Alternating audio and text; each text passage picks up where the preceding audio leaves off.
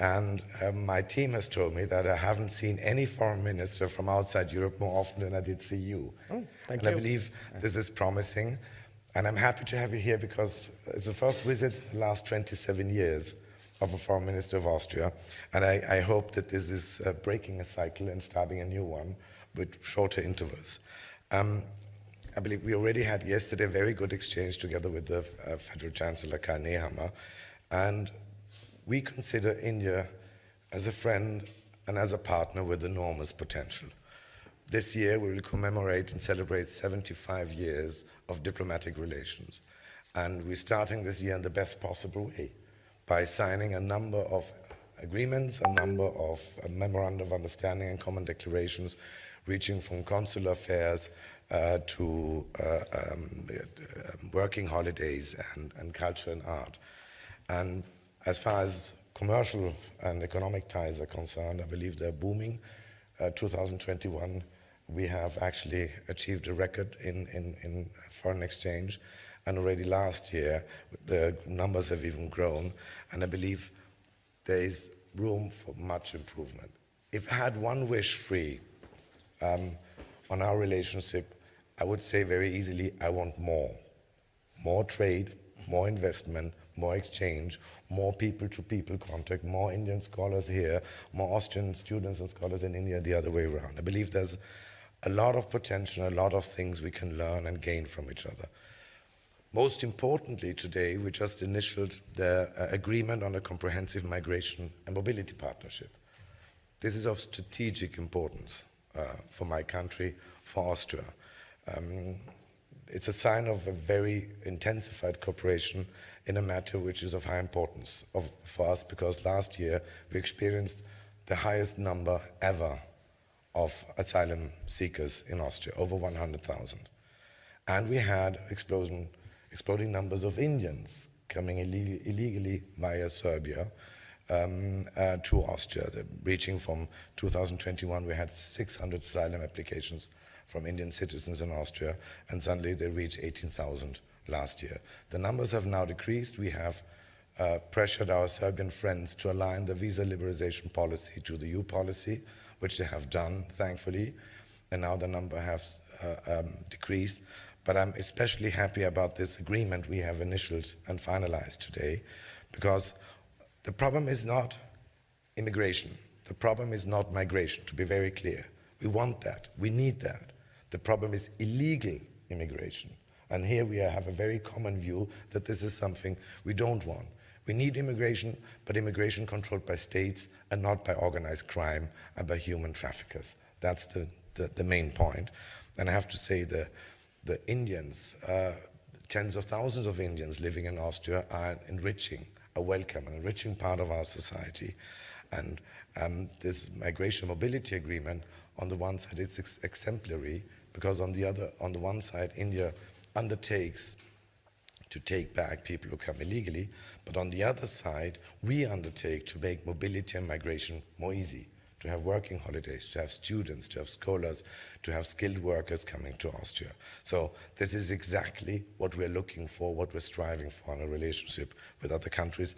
And I'm extremely happy and thankful, because we discussed it when I visited Delhi in March, and now, only not even 10 months later, we already have an agreement which we have finalized today. So there, it shows where there's a will, there's a way.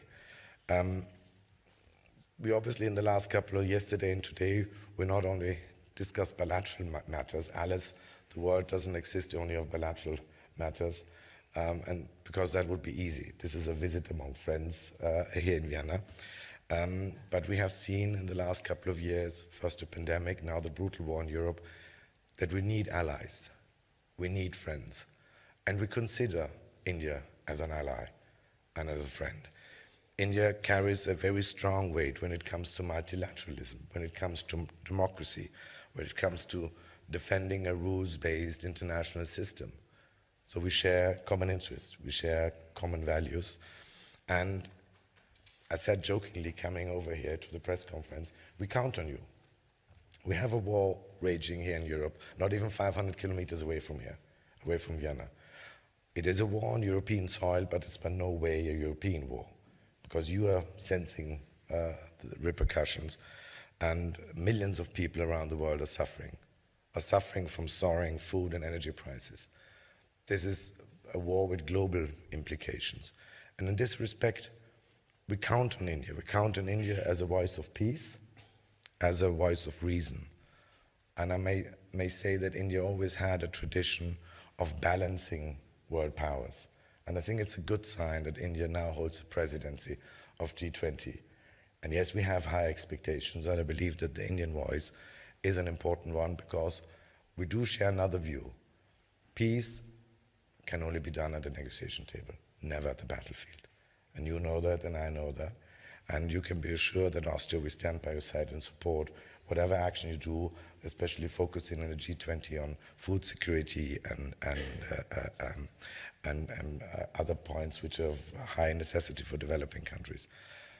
And last but not least, there's another region which is of high importance to all of us. It's the Indo-Pacific.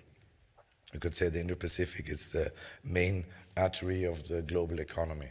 Austria is an export-oriented country, and whatever happens in the Indo-Pacific is of major importance to us. So the geopolitical center of gravity, I believe, in the next couple of years will be this region. And here again, you are a valuable partner with whom to exchange, with whom to see how we can keep up functioning trade routes and supply chains, which are essential not only to Austria, but to world economy. So again, Jai, dear friend, warmest welcome here in Vienna. I'm happy that you're here. And I'm looking forward to all the things we will accomplish in this year where we're celebrating 75 years of diplomatic relations. Thank you. Thank you. Thank you very much, Excellency. The floor is yours. Thank you, Alexander.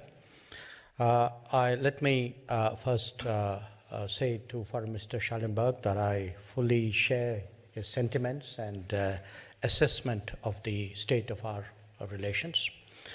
Let me also thank you for inviting us to the iconic New Year's concert of the Vienna Philharmonic yesterday. I can't think of a more enjoyable and optimistic way of beginning the new year. It is, of course, an event that is followed throughout the world, but in a way, it is also an occasion for us to express our cultures and respect our cultures. And so certainly there was a strong element of enjoyment, but also a symbolism to my presence yesterday. I was privileged yesterday to meet President Alexander van der Bellen on that occasion. I would like to thank Chancellor Karl Nehammer for receiving me yesterday afternoon.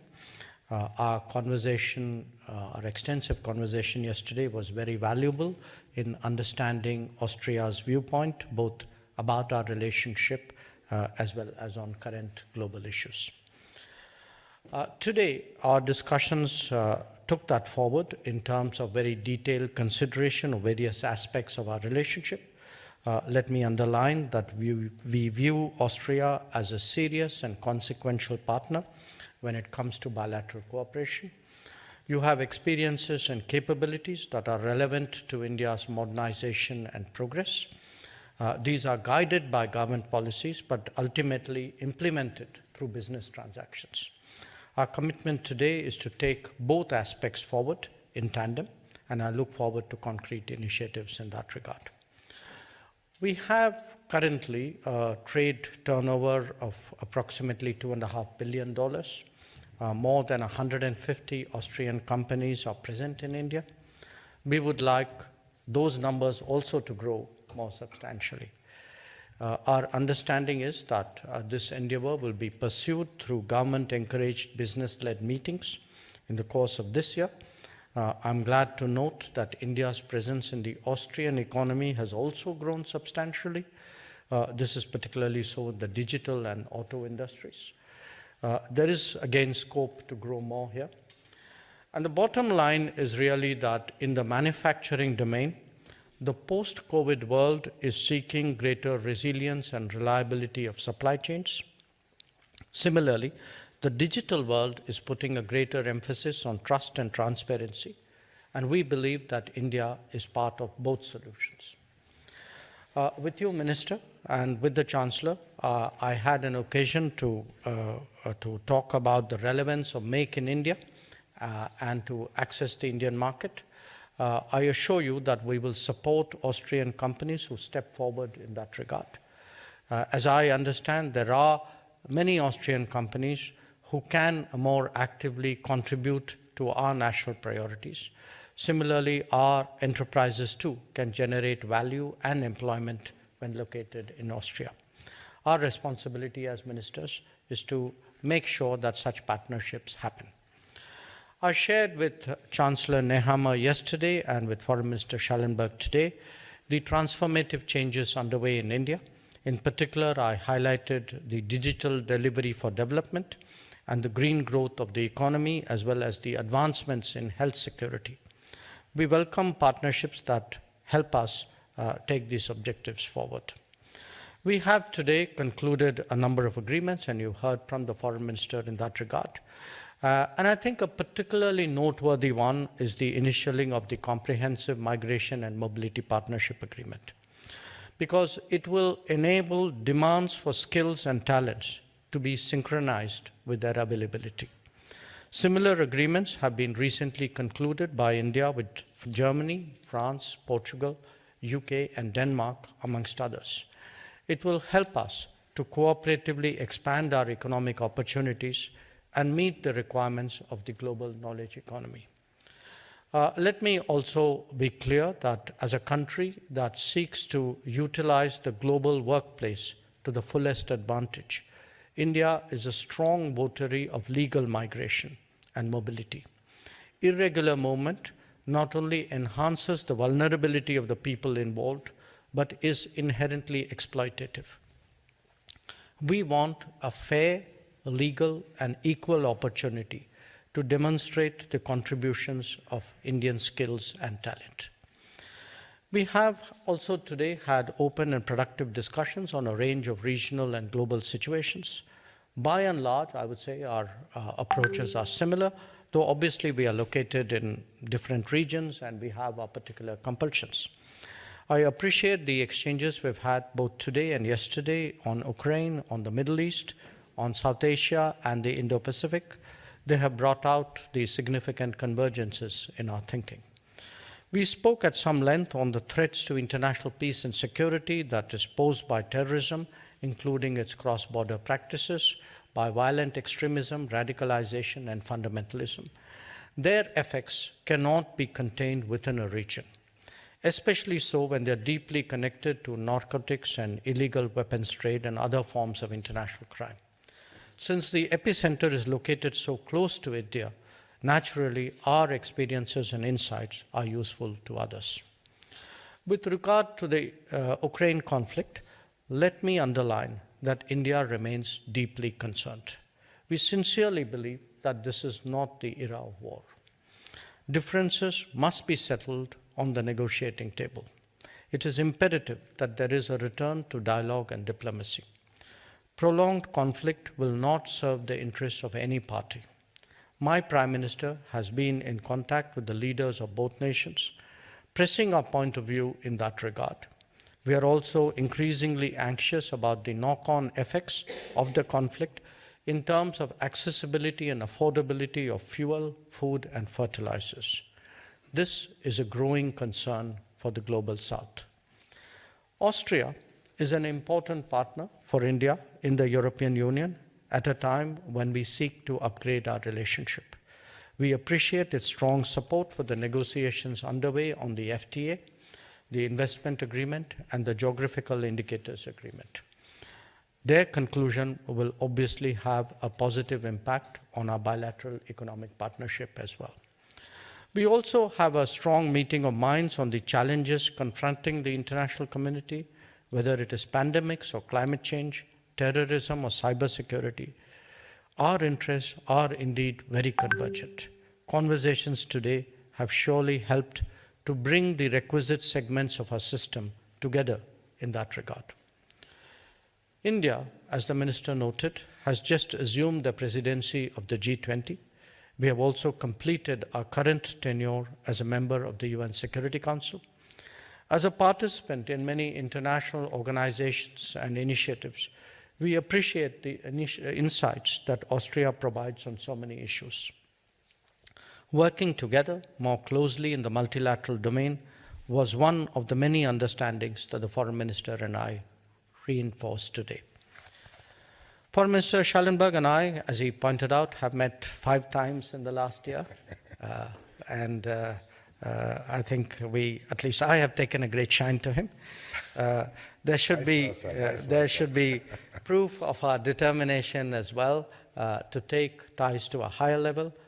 We have the fullest support of our leaderships in that regard.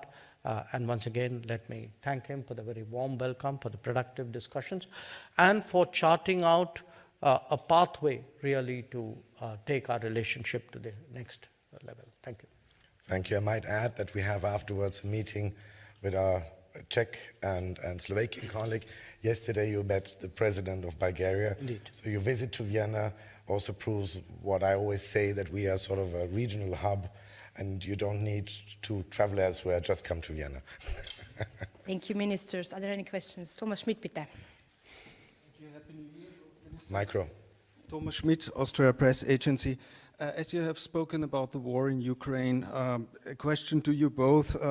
Russia has discarded the most recent Ukrainian idea for a peace plan. Do you see, nevertheless, any increased willingness on both sides to engage in talks sooner or later? And more specifically to you, Minister Jaishankar, India is willing.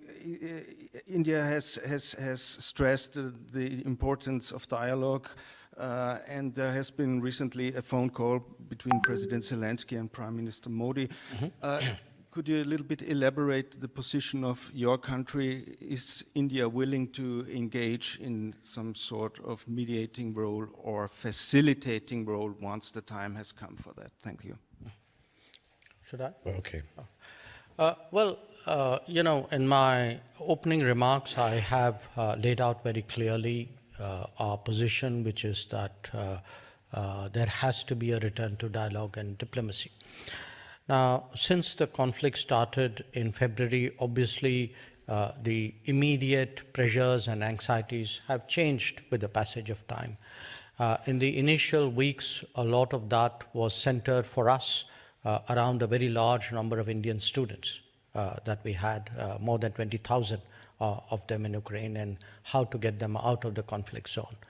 And we did so, and we did so with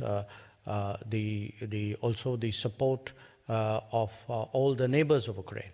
And that is also something which I would be expressing to the ministers of Czechia and Slovakia when I meet them. But what has happened now is at a big picture level, yes, we strongly press for negotiations and discussions. My Prime Minister has had a recent conversation, not just with President Zelensky, also with President Putin. This is not the first conversations he has had. They've been talking from time to time. I myself have spoken again to Foreign Ministers Lavrov and Kuleba. Now, while the larger goal is being pressed, I think the Ukraine situation also produces specific problems which need priority addressing. One example of that was, the negotiations which preceded the Black Sea Grain Initiative. And at that time too, this was mainly led by the Secretary General of the UN and by Turkey. And we had done our bit, including at Bali, to be supportive of that and to address some specific concerns which at that time were still open. Another issue which had come up was regarding the safety of the nuclear power plant in Zaporizhzhia. So that too has been a subject where we have tried to do whatever is within our capabilities to create more stability. And I will be meeting Mr. Grossi tomorrow at IAEA headquarters. So the point which I want to make is, yes, I think there is today very strong global sentiment for ending this conflict, for getting back to negotiations. As I said, a large part of the developing world is feeling very, very painfully the escalation of prices of fuel, food, and fertilizer.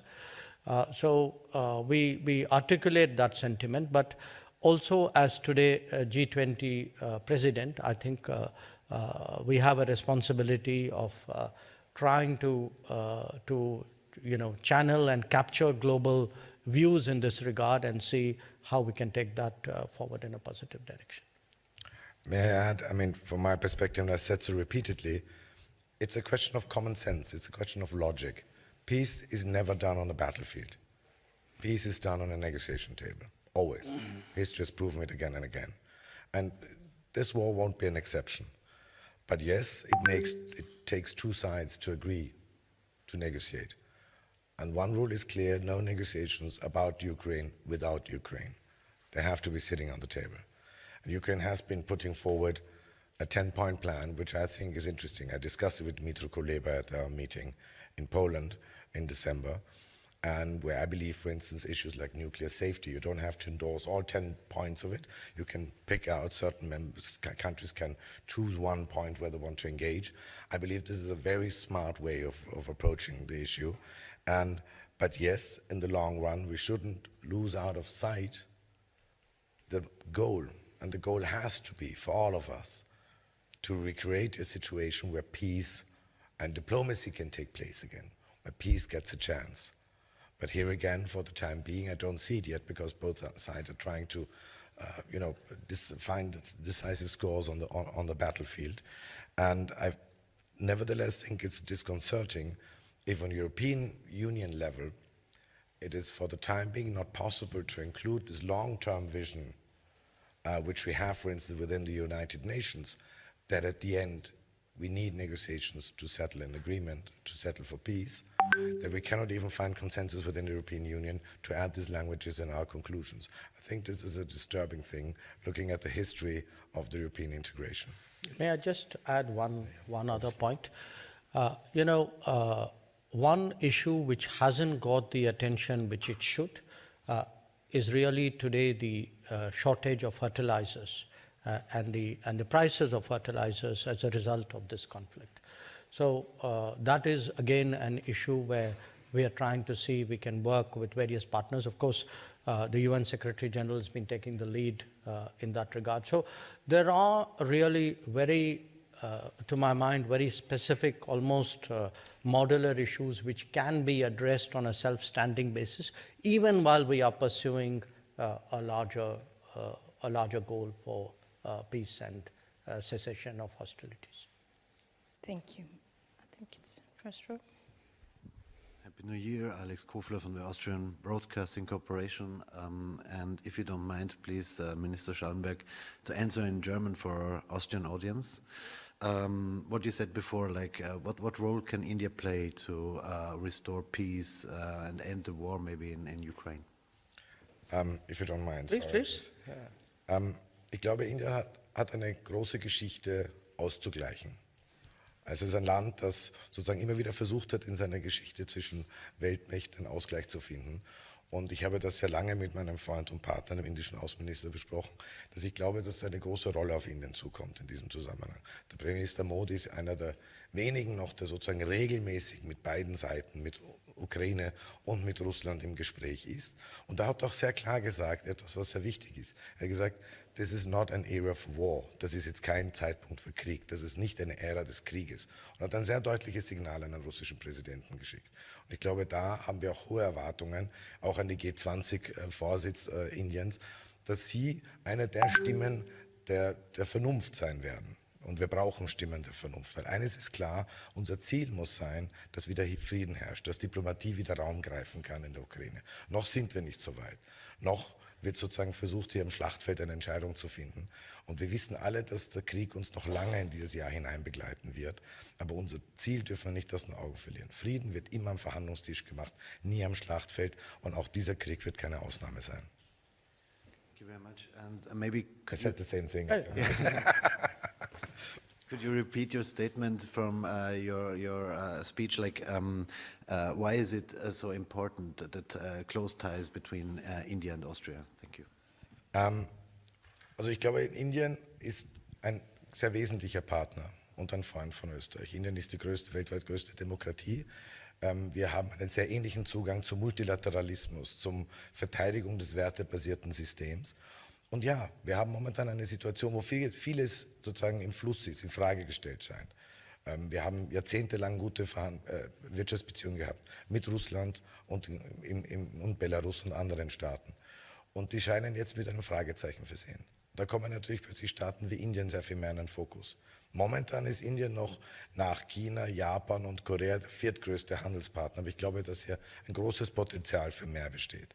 Es ist ein aufstrebendes Land und wir haben sehr viel auch kulturell voneinander zu profitieren. Und ich sehe da auf allen Bereichen, sei es von Wissenschaft, Wirtschaft, Kultur, ein großes Potenzial. Heuer feiern wir 75 Jahre diplomatische Beziehungen und wir haben eigentlich einen Höhepunkt.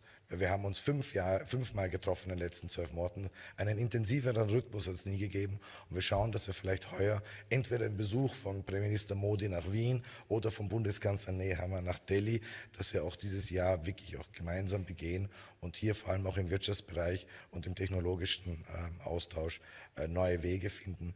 Und noch einmal, Indien ist auch im multilateralen Bereich in der UNO ein ganz wesentlicher Partner für uns, ein strategischer Partner. Und es ist daher ganz klar in unser Interesse, dass wir diese Beziehungen weiterhin ausbauen. Thank you very much. We have time for one more question, if there is one. I don't see any. I got the broadband. Oh, I see one question. Well,